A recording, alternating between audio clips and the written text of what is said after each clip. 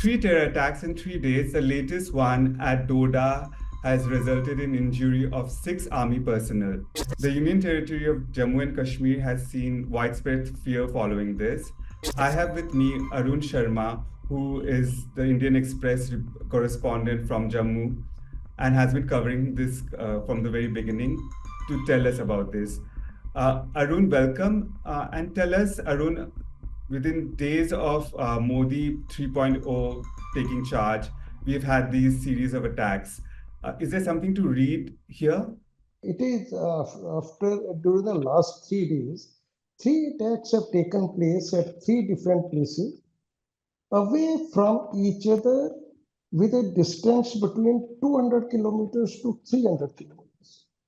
The places selected by them are areas which are Hindu dominated. For example, Shivkhori in Riyasi district, it is 80%, 90% Hindu populated area.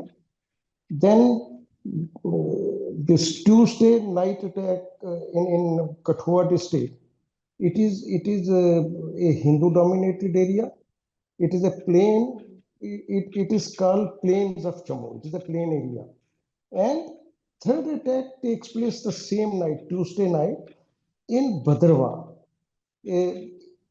on the border of Kathua and Doda district. It is a place called Shatragala. It is a tourist destination, and adjoining Shatragala is Sarthal, which falls in Kathua district, again a tourist destination. This message is very clear. They have started of late. They have started targeting not only the civilians but also the tourists, the pilgrims.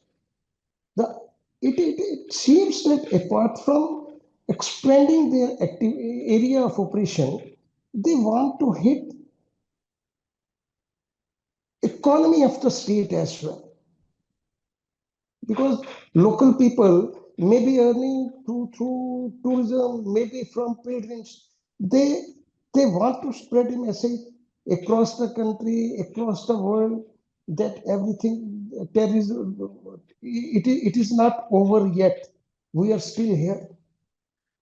So, which brings me to my next question, and you have answered it partly in your answer, that why are they targeting Jammu and why are they targeting the tourists right now? Yes, well, earlier their attacks were focused only on security forces.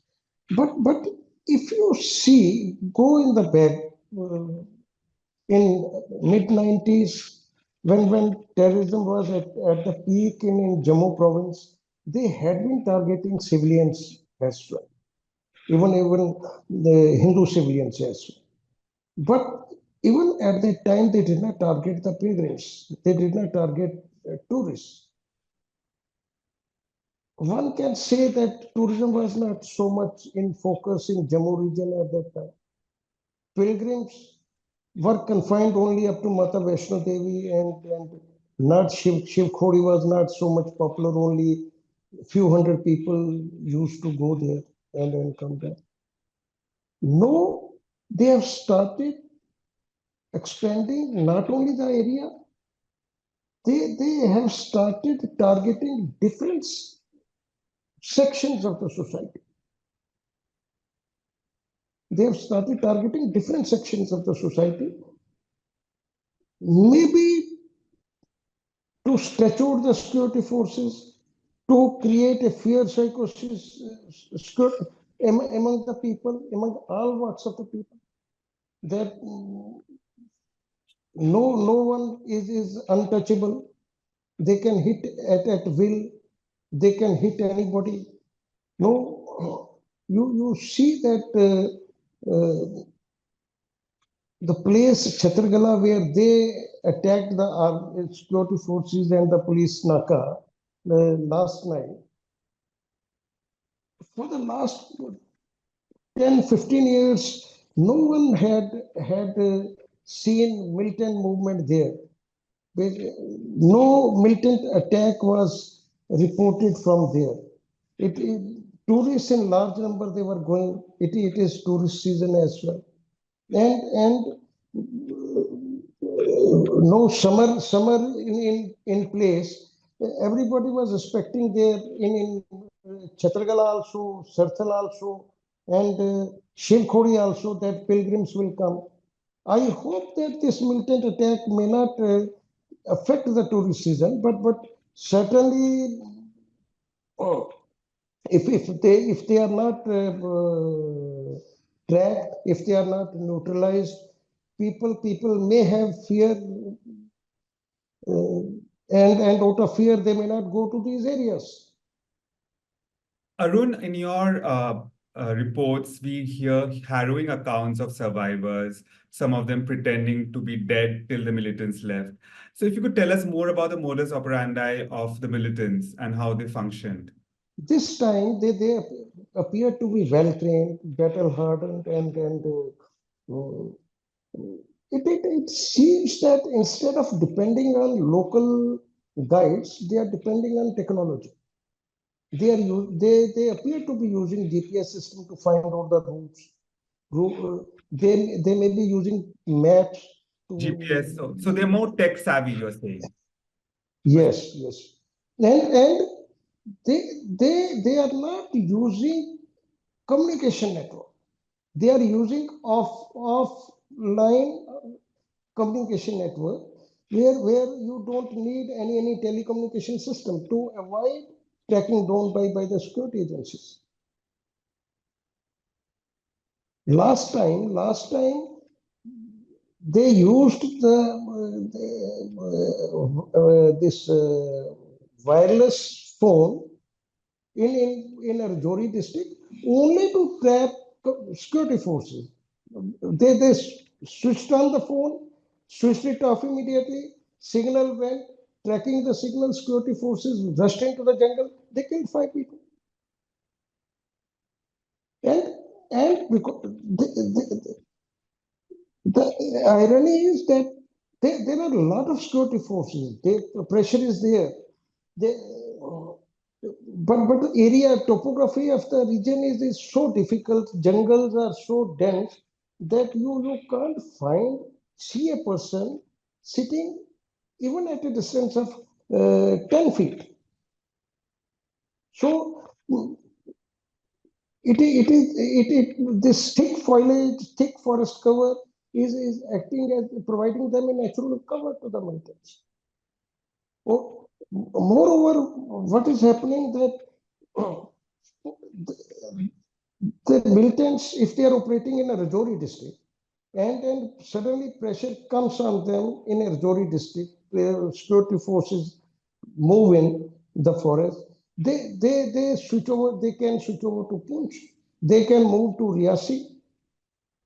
It is I will not say it is impossible, but it is practically very difficult that forces from all the places in coordination they move in from all directions and then to find out to track to them because the area is very vast. In Rajouri and Poonch, nearly 200 square kilometer area is affected by between this NH 144A and Mughal Road and beyond Mughal Road towards Kashmir. So what you're saying? If pressure comes to them in Jammu from all the sides, they have routes through Pir Panjal and move to Kashmir Valley as well. So what you're saying is the topography of the place is such that it is, giving advantage to the militants because. Yes. And when the border is very close, they can go back as well. Okay. Has our Indian army encountered something like this before? They have in the past as well. This is not a new thing. If you see the peak militancy period of 90s and early 2000, this is routine basically. This is not a new thing. There have been encounters which operations which went on for days together, for weeks together. And at that time also militants were, some of the militants, they seemed well trained, battle hardened. They were basically local are not so battle hardened, are not so well trained. They are the foreigners who appear to have a lot of training. And many believe in the security agencies that Pakistan of late has started roping in its retired army regulars into militant ranks because they are finding difficult to have local recruitment in Jammu and Kashmir and in Pakistan occupied Kashmir as well. Moving ahead, the assembly polls in Jammu and Kashmir is slated to happen sometime very soon. How do you think these attacks might affect that? Will it be postponed? Is there a possibility of that? No, I don't think because these attacks are not spread over a vast area, basically. It seems that from Kathua to Riyasi and then Badarwa extreme ends, almost half of the province stands affected. But it is not so. The region is far vast, spread over thousands of kilometers, and then few hundred kilometers may be affected, and there are two particular stretches. But yes, if they are not tracked down early, if they are not neutralized, and things are not brought under control, elections can be postponed. And why elections can be postponed? Even Amarnath Yatra has to start any time from now. This can have impact on Amarnath Yatra as well. So Amarnath Yatra might also be affected if it's not brought Yes, but if they are not neutralized. Okay, this is still a developing story, and we'll keep coming back to our correspondent Arun on more from Jammu. Thank you for joining us. For more such analysis and explainers, keep on watching our YouTube channel. Thank you for joining us.